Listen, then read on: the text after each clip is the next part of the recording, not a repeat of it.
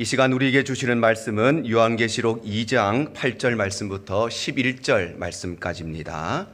서머나 교회의 사자에게 편지하라. 처음이며 마지막이요 죽었다가 살아나신 이가 이르시되 내가 내 환난과 궁핍을 알거니와 실상은 내가 부요한 자니라. 자칭 유대인이라 하는 자들의 비방도 알거니와 실상은 유대인이 아니요 사탄의 회당이라. 너는 장차 받을 고난을 두려워하지 말라. 볼지어다 마귀가 장차 너희 가운데에서 몇 사람을 오게 던져 시험을 받게 하리니 너희가 10일 동안 환난을 받으리라. 내가 죽도록 충성하라. 그리하면 내가 생명의 관을 내게 주리라. 귀 있는 자는 성령이 교회들에게 하시는 말씀을 들을지어다. 이기는 자는 둘째 사망의 일을 받지 아니하리라. 아멘. 오늘 9월의 둘째 주 예배 자리에 오신 우리 모든 성도님들 주님 이름으로 환영하고 축복합니다. 이번 주에 얼마나 더웠는지 그냥 어마무시한 더위 정도가 아니라 살인적인 폭염이 한 주간 있었습니다. 조금 더운 동네는 100도가 넘는 그런 시간이었고 좀 시원한 동네도 95도가 넘는 아주 무더운 날씨를 지냈습니다. 이번 주 화요일까지는 아주 무덥다고 하니까 특별히 연로하신 분들 외출하지 마시고 또 집에 있으시고 교회 오시면 제일 시원합니다. 교회에서 기도하시고 우리 화요일까지 무더운 날씨가 계속된다고 하니까 영육간의 간건함을 누리시기를 바랍니다.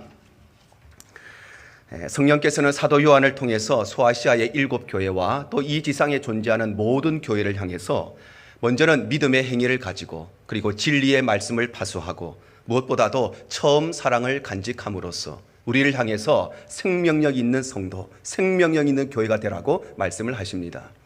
그런가 하면 두 번째로는 오늘 이렇게 말씀하십니다. 오늘 10절 상반절입니다. 내가 죽도록 충성하라. 바로 성령께서는 오늘 우리에게 충성하는 성도, 충성하는 교회가 되라고 말씀하시는데 왜냐하면 충성하는 교회가 바로 이 시대에 하나님께서 찾으시고 사용하시는 명품 교회이기 때문입니다.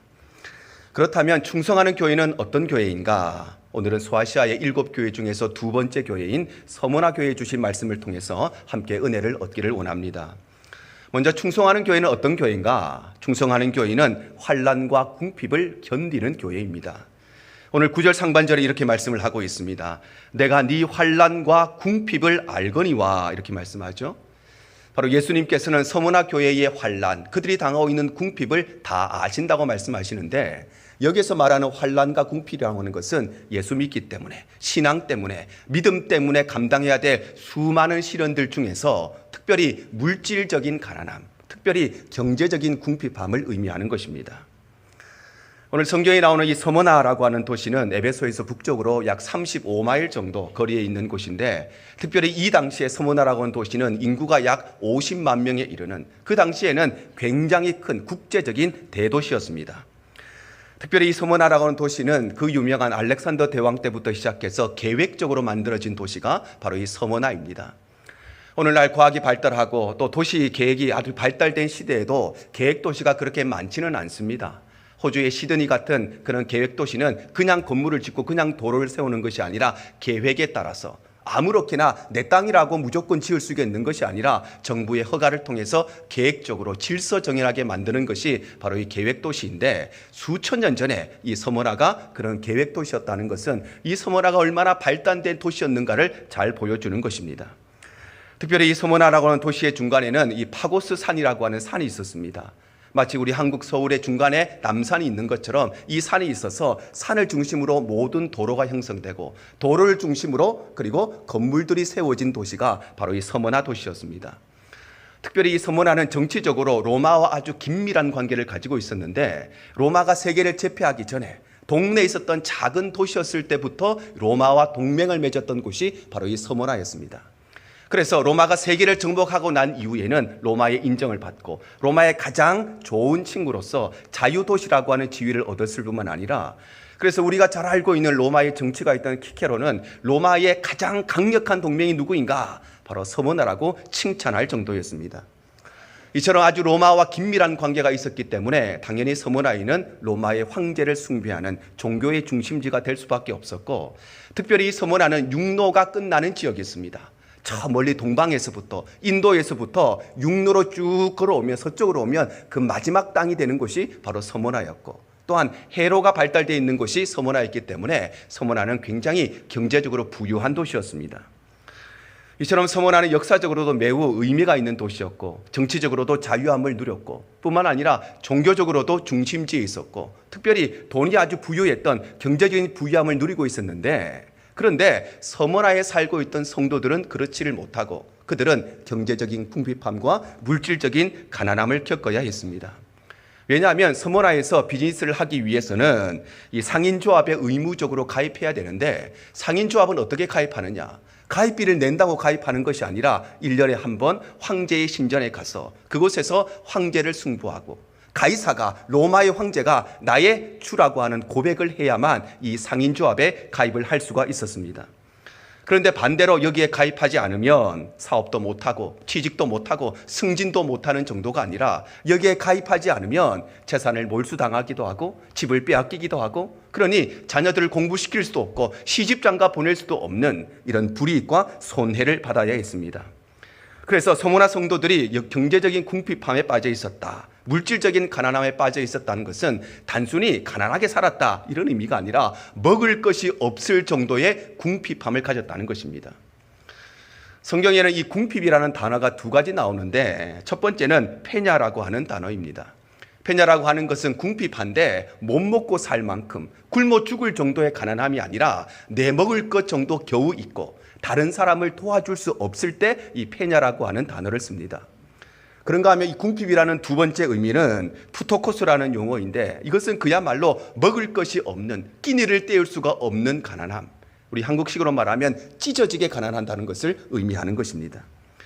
그런데 오늘 성경에 이 서머나 교회 성도들이 겪었던 환난과 궁핍을 성경은 페냐, 첫 번째 의미라고 사용하지 않고 두 번째 푸토코스라고 표현하고 있습니다. 바로 이 부유한 도시에 살았던 하나님의 백성들은 찢어지게 가난하는, 먹을 것조차 구할 수 없었던 극심한 배고픔에 처해 있었던 것이 이 서머나 성도들의 상황이었다는 것입니다. 그런데 그럼에도 불구하고 서머나 성도들이 이 모든 환난과 궁핍을 견딜 수 있었던 것은 딱 한 가지 이유가 있었습니다. 그것은 바로 하나님께서 주시는 영적인 부요함이 있었기 때문입니다.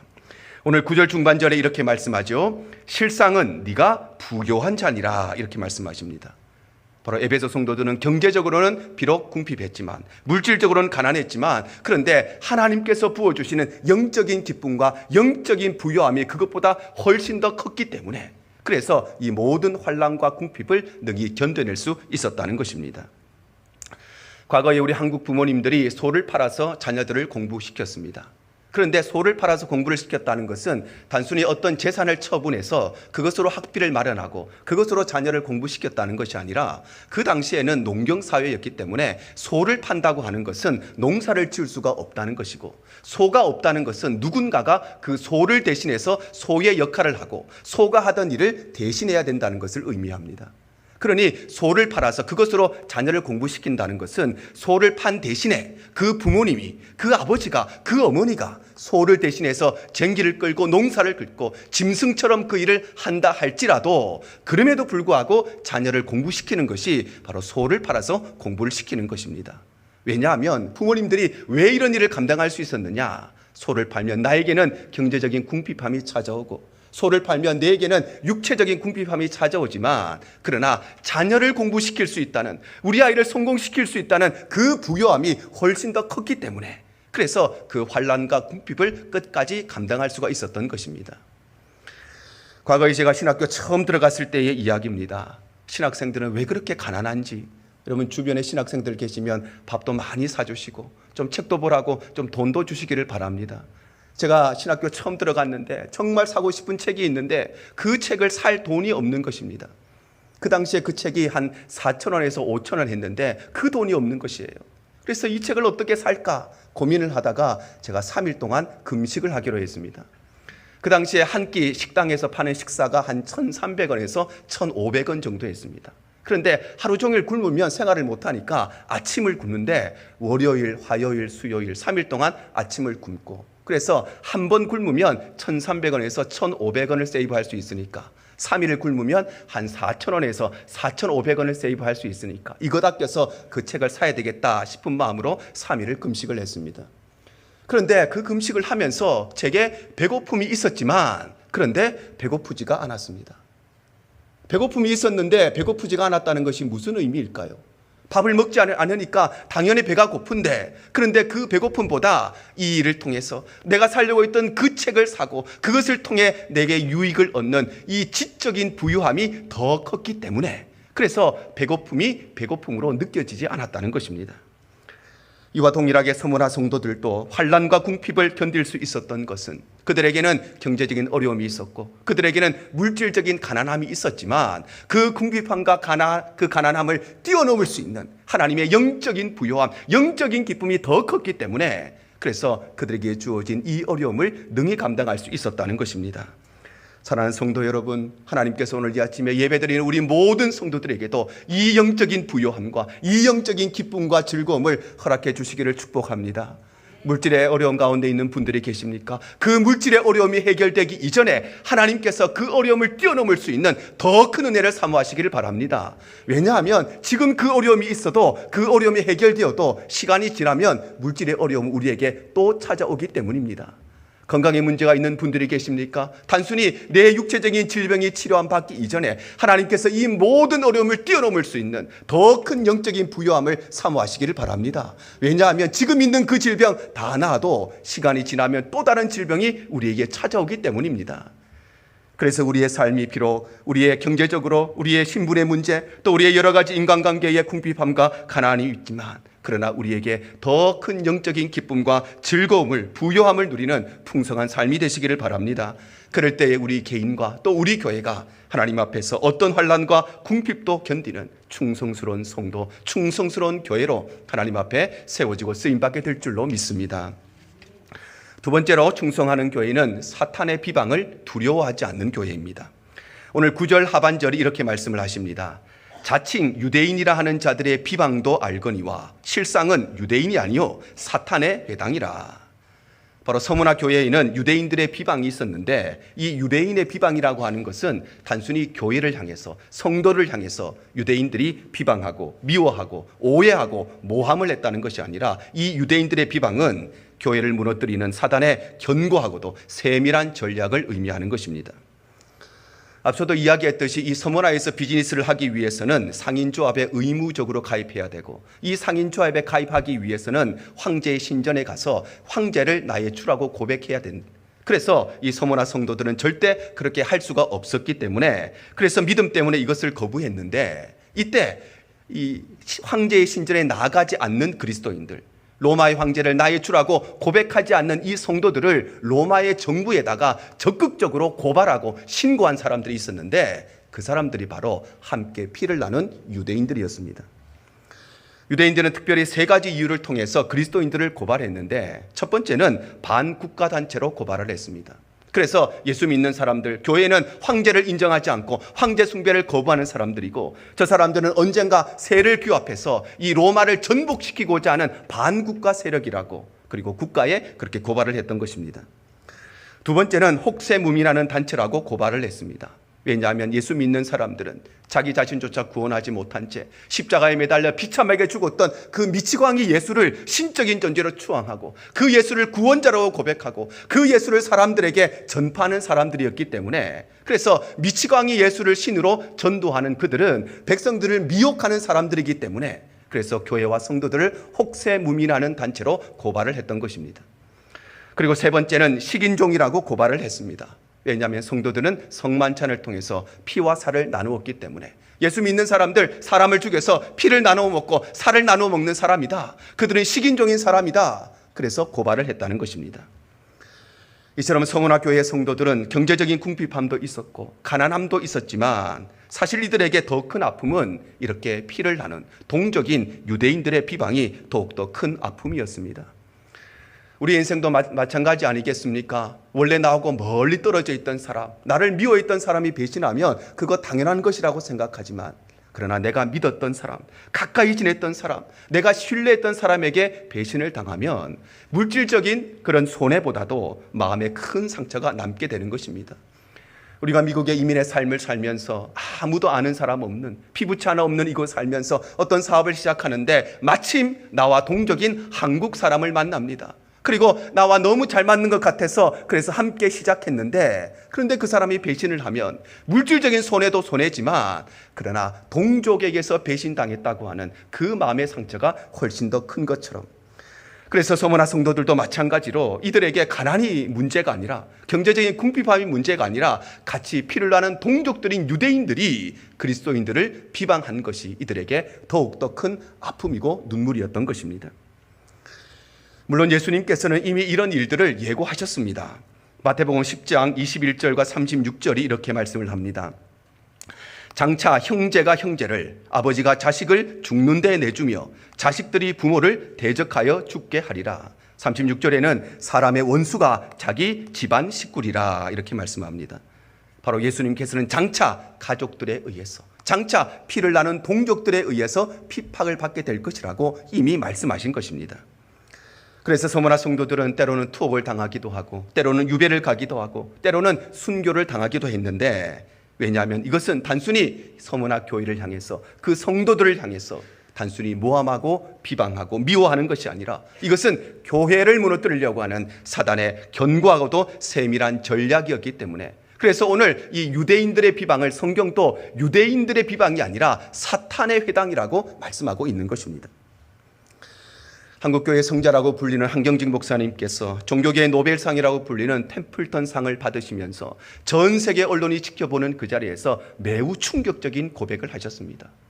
한 목사님이 고백한 것은 다름 아니라 전 세계 언론이 지켜보이는 그곳에서 자신이 과거에 하나님 앞에 범죄하고 신사참배에 가담했다는 것을 공개적으로 고백을 하신 것입니다. 많은 사람들이 놀랐습니다. 한 목사님께서 그런 일이 있었나? 아니, 혹시라도 그런 일이 있었다 할지라도 하나님 앞에서 회개하고 용서함을 받으면 되지, 왜 이렇게 많은 사람들 앞에서, 전 세계 언론이 지켜보는 데 앞에서 그런 비참한 역사를, 그런 어리석은, 그런 정말 창피한 일을 어떻게 고백을 하셨나? 목사님의 명예에 먹칠되는 일을 왜 하셨나? 많은 사람들이 그렇게 이야기했습니다. 그런데도 불구하고 한 목사님께서 그렇게 고백한 것은, 신사참배한 것은 단순히 개인의 문제가 아니라 그 당시에 한국 교회라고 하는 공동체가, 그 당시에 한국의 교단이라고 하는 공동체가 가장 앞장서서 이 신사참배를 인정하고, 신사참배는 우상을 숭배하는 것이 아니라 그것은 국민의례라고 이야기한 것이 그 당시의 교회 공동체의 모습이었고, 그래서 그 당시에 우리 한국교회가 참으로 안타깝게도 오늘 성경이 말하는 유대인들의 비방하는 사탄의 회당과 같이 쓰임받았기 때문에, 그래서 이거는 반드시 하나님 앞에 회개해야 되는 일이었기 때문에, 그래서 세계 언론 앞에서 우리 한국교회의 상처와 아픔을 낱낱이 고백하고 회개하신 것입니다. 이와 동일하게 서머나 성도들이 사단의 비방을 두려워하지 않았던 것은 그들에게는 분명한 하나님에 대한 믿음이 있었기 때문입니다. 우리나라가 과거에 일본에 의해서 나라를 빼앗겼을 때에 처음에는 수많은 사람들이 분노했습니다. 수많은 사람들이 슬퍼했습니다. 반드시 독립을 이루리라 많은 사람들이 함께 독립운동에 함께하고 저항했습니다. 그런데 시간이 지나고 세월이 흐르고 5년의 시간, 10년의 시간이 지나면서 점점 변절자들이 나타나기 시작했습니다. 왜냐하면 처음 나라를 잃었을 때는 우리가 반드시 독립하겠지 그렇게 믿었는데, 5년이 지나도 그 일을 이루지 못하고, 10년이 지나도 독립하지 못하고, 20년, 30년이 지나도 그 일을 이루지 못하자, 이건 불가능한 일이구나, 거기에 대한 독립에 대한 믿음이 다 사라져 버렸기 때문입니다. 그럼에도 불구하고 주기철 목사님을 비롯한 수많은 믿음의 선배들이 끝까지 신사참배를 거부했습니다. 왜냐하면 그들에게는 살아계신 하나님에 대한 분명한 믿음이 있었기 때문에, 하나님께서 우리 민족을 사랑하신다는 믿음, 하나님께서 우리 민족을 사용하실 것이라는 믿음, 그래서 하나님께서 우리나라를 독립시켜 주실 것이라는 하나님에 대한 분명한 믿음과 신뢰가 있었기 때문에 이들은 끝까지 변절하지 않고 믿음을 지켰던 것입니다. 사랑하는 성도 여러분, 오늘 이 아침에 예배 자리에 나온 우리 모두에게도 하나님께서 이 믿음을 주시기를 축복합니다. 그래서 우리의 삶이 경건의 모양을 가지고 믿음의 모양을 가진 성도들이 아니라 경건의 능력을 가진, 믿음의 능력을 가진 거룩한 삶이 되시기를 바랍니다. 그럴 때 우리 개인과 우리 교회가 어떠한 사단의 비방 속에서도 흔들리지 않고 넘어지지 않고 두려워하지 않고 하나님 앞에 아름답게 사용되는 충성스러운 성도, 충성스러운 교회가 되게 될 줄로 믿습니다. 뿐만 아니라 충성하는 교회는 고난과 시험을 이기는 교회입니다. 오늘 10절 상반절이 이렇게 말씀을 합니다. 너는 장차 받을 고난을 두려워하지 말라. 볼지어다 마귀가 장차 너희 가운데에서 몇 사람을 옥에 던져 시험을 받게 하리니 너희가 10일 동안 환난을 받으리라. 바로 예수님께서는 환난과 궁핍 가운데 있었던 이 서문화 교회 성도들에게, 뿐만 아니라 사단의 비방을 받고 있었던 이 서문화 교회 성도들에게, 얘들아 이제는 걱정하지 마라. 내가 환난에서 너희를 건져주겠다. 너희가 더 이상 비방받지 않도록 해주겠다. 그렇게 말씀하시는 것이 아니라 고난 가운데 있는 그들을 향해서 예수님께서는 뭐라고 말씀하시느냐? 앞으로는 더 큰 환난이 있을 것이다. 그런데 그 환난을 두려워하지 말라고 말씀하시는 것입니다. 서문화에서 비즈니스하는 모든 사람들은 황제의 신전에 가서 황제를 주로 고백하고, 뿐만 아니라 서문화에 사는 모든 사람들도 그 일을 통해서 증명서를 발급받아야 일상적인 생활이 가능했습니다. 우리가 이건 미국에서 생활할 때도 마찬가지 아니겠습니까? 신분을 얻지 못하면 정상적이고 일상적인 생활이 불가능한 것처럼 이 당시에 서문화에 살던 모든 사람들도 황제를 숭배함으로써 증명서를 받지 않으면 일상의 삶이 불가능한 시대였습니다. 그런데 이 증명서에는 두 가지 맹점이 있었습니다. 하나는 1년에 딱 한 번만 신전에 가서 가이사가 나의 주님이라고 고백을 하면 나머지 364일 동안은 자기 마음대로, 자기 원하는 대로 자유롭게 자기가 믿는 신을 섬기고 예배할 수 있었다는 것입니다. 그리고 두 번째 맹점은 내가 가이사에 대한, 로마 황제에 대한 믿음이 없어도 말로만 고백하기만 하면 그러면 이 증명서를 발급받을 수가 있었다는 것입니다. 그런데 그럼에도 불구하고 서문화 성도들이 환난과 궁핍에 시달렸던 이유는, 그럼에도 불구하고 이들이 사단의 비방을 받았던 이유는, 이들은 딱 한 번이라 할지라도 절대 하나님 외에는 나의 주라고 고백할 수가 없었기 때문에, 그냥 입으로만 고백한다 할지라도 하나님 외에 다른 신을 내가 주님이라고 고백할 수가 없기 때문입니다. 왜냐하면 참된 믿음은 하나님을 섬기는 것이 아니라, 참된 믿음은 하나님도 섬기는 것이 아니라, 참된 믿음은 오직 하나님만 섬기는 것이 참된 믿음이기 때문입니다. 그런데 예수님께서는 이런 고난 가운데 있는 서문화 성도들을 위로하시고 격려하시는 것이 아니라 앞으로 더 큰 고난이 있을 것이니 그것을 대비하고 각오하라고 말씀을 하십니다. 왜냐하면 충성스러운 교회는 고난과 시험을 피해가는 교회가 아니라 고난을 모두 다 이기는 교회이고, 그래서 하나님께서는 우리가 당하는 고난을 면제시켜 주시는 분이 아니라 하나님은 우리가 당하는 모든 고난을 능히 이길 수 있는 힘과 능력을 제공하시는 분이시기 때문입니다.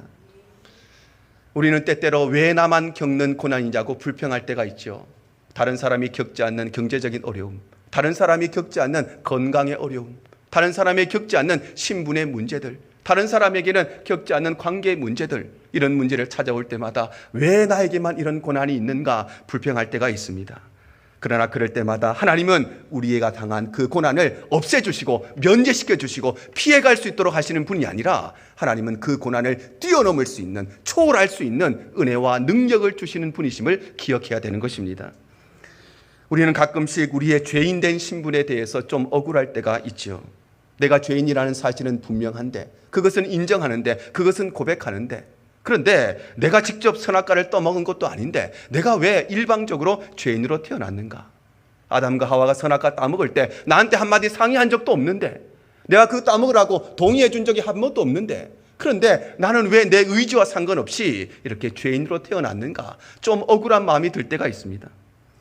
그러나 우리 성도들의 고백은 왜 나의 의지와 상관없이 일방적으로 내가 죄인이 되었느냐가 아니라, 우리 성도들의 고백은 왜 나의 의지와 상관없이 하나님이 일방적으로 나를 선택하셨는가? 왜 하나님이 나에게 한마디도 상의하지 않으시고 일방적으로 나를 구원하셨는가? 하나님은 왜 나에게 한마디 동의도 구하지 않으시고 일방적으로 자기 마음대로 하나님의 자녀로 나를 부르시고 하나님의 백성으로 나를 부르셨는가? 그것이 바로 우리 성도들의 고백이 되어야 하는 것입니다. 이와 동일하게 서문화 성도들이 고난과 시험을 이길 수 있었던 것은 다름 아니라 그만큼 주님을 사랑했기 때문입니다. 왜냐하면 사랑하면 그 사랑하는 사람을 위해서 어떠한 고난도 감수할 수 있는 능력이 바로 사랑의 능력이기 때문입니다. 부모가 자식을 위해서 어떤 고난도 마다하지 않지요. 왜냐하면 사랑하기 때문입니다. 남편을 위해서, 아내를 위해서 많은 고난을 감수할 수 있는 것은 사랑하기 때문인 것처럼 하나님께서 우리를 사랑하셨기 때문에, 그래서 하나님께서는 독생자 예수 그리스도를 십자가에 내어주시고 그 죽음의 그 비참한 광경을 직접 지켜보시는 극도의 고난까지 우리를 사랑하셨기 때문에 그 고난을 감수하신 것입니다. 또한 소모라 성도들이 고난과 시험을 이길 수 있었던 것은 이 고난은 언젠가는 반드시 끝이 있는 고난이기 때문입니다. 오늘 10절 중반절이 이렇게 말씀하십니다. 너희가 10일 동안 환난을 받으리라. 여기에 나오는 10일이라고 하는 것은 그야말로 10데이를 말하는 것이 아니라 여기서 10일이라고 말하는 것은 일시적인 기한, 한정적인 기한을 의미하는 것입니다. 바로 우리 성도들에게 주어지는 모든 고난과 시험은 영원한 것이 아니라 언젠가는 반드시 끝이 있는 한정적인 일시적인 고난에 불과하다는 것입니다. 그래서 사도 요한의 제자이자 또 이 서문화 교회의 초대 감독이었던 폴리갑은 순교의 현장으로 걸어가는 그 자리에서 당신이 딱 한 번만 예수를 부인한다면, 당신이 딱 한 번만 가이사가 나의 주님이라고 고백한다면 당신의 생명이 살 수 있다고 하는 로마 정부의 미혹에도 불구하고 예수님께서 내 인생 86년 동안 단 한 번도 나를 모른다고 하신 적이 없는데 내가 어떻게 예수님을 모른다고 고백할 수가 있는가?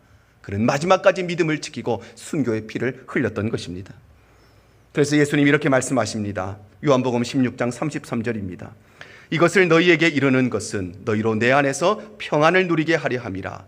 세상에서는 너희가 환난을 당하나 담대하라. 내가 세상을 이기었노라. 하나님께서 오늘 우리 모두에게도 이 믿음 주시기를 간절히 축복합니다.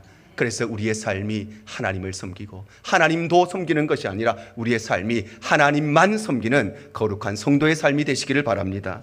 그럴 때 우리 모든 성도들과 우리 교회가 하나님 앞에 어떠한 고난과 시험도 능히 이기는 충성스러운 성도, 충성스러운 교회로 하나님 앞에 세워지게 될 줄로 믿습니다.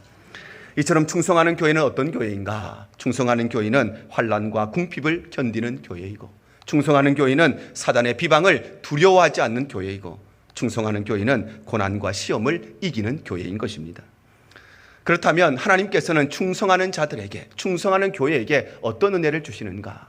하나님은 먼저 위로의 은혜를 주십니다. 오늘 9절 상반절입니다. 내가 내 환난과 궁핍을 알거니와 이렇게 말씀하시죠. 바로 예수님께서는 서문화 교회 성도들의 환난과 궁핍을 아신다고 말씀하시는데, 아신다고 하는 것은 그냥 지식적으로 아시는 것이 아니라 예수님께서는 그들의 환난과 그들의 비방과 그들의 고난을 마음으로 아시고 그리고 전인격적으로 아신다는 것입니다.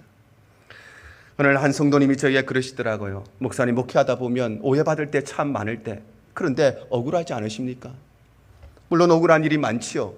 그런 말을 한 적이 없는데 그런 말을 했다는 오해를 받을 때가 있고, 그런 행동을 한 적이 없는데 그런 행동을 했다고 오해를 받을 때가 있고, 그런 의도가 아니었는데 그런 의도를 가지고 했다고 오해를 받을 때가 있고, 목사의 결정이 아니라 교회의 공동체의 결정에도 불구하고 목사가 독단적으로 모든 일을 처리했다고 오해받을 때가 있습니다.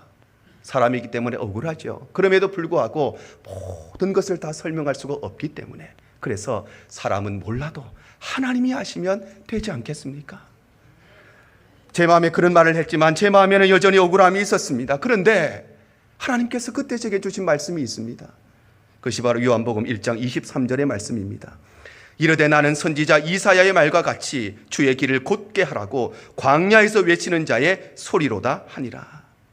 세례 요한이 고백하지요. 나는 예수 그리스도의 오실 길을 예비하는 사람이고, 나는 주의 길을 곧게 하는 사람이고, 나는 광야에서 외치는 소리라고 이야기하는데, 소리가 무엇일까요? 소리라고 하는 것은 존재하지만 존재하지 않는 것이죠. 소리가 내 귀에 들립니다. 그런데 내 눈으로 볼 수 없는 것, 존재하지만 존재하지 않는 것이 바로 소리이고, 소리는 전달하고 나서 사라지는 것이 바로 소리입니다. 세례 요한은 이 땅에서 예수 그리스도의 복음을 선포하고 사라지는 이 소리가 자신의 정체성이라고 이야기했는데, 이 말씀을 통해서 그렇지, 목사의 정체성이 바로 여기에 있지. 사람이 뭐라고 하든지 간에 하나님이 아시면 되는 것이고, 그래서 하나님의 말씀만 선포하고 사라지는 것이, 내 모습에 이 땅에 남아있지 않는 것이 바로 목사의 삶이구나, 하나님께서 위로하시는 것입니다. 또한 하나님께서는 생명의 면류관을 주십니다. 오늘 10절 하반절입니다. 내가 죽도록 충성하라. 그리하면 내가 생명의 관을 내게 주리라. 여기에 나오는 면류관이라고 하는 것은 임금들이 쓰는 화려한 왕관을 말하는 것이 아니라 최후의 승리자들에게만 주어지는, 세상에서는 구할 수가 없는, 돈으로 살 수가 없는 의미 있는 면류관을 의미하는 것입니다. 바로 충성하는 성도들에게, 충성하는 교회에게 하나님께서는 세상에서 얻을 수 없는 생명의 면류관을 은혜로 주시는 것입니다.